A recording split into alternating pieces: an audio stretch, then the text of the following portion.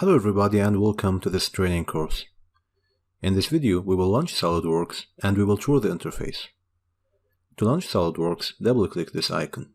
As you can see, we have three options: Part, Assembly and Drawing. For now, let's start with Part. Double-click Part. This is the main interface we will deal with during this course.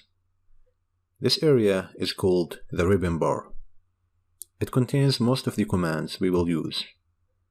It has many tabs, as you can see.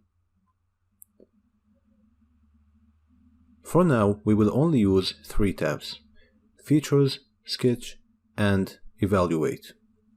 To hide the rest of the tabs, right-click any of the existing tabs and just select the ones you want to hide, like weldments, and so on.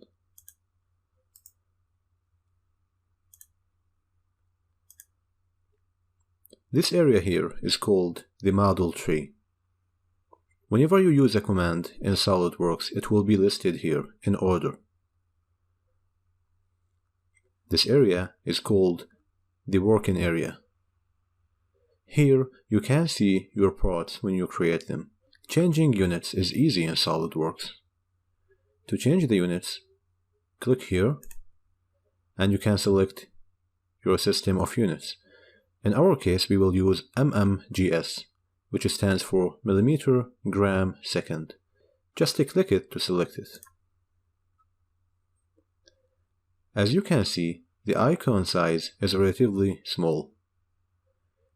Click this arrow here and go all the way down to button size and then select medium. Don't worry about this message now, just hit OK. In the next video, we will talk about the logic behind 3D modeling, and we will start our first sketch in SolidWorks.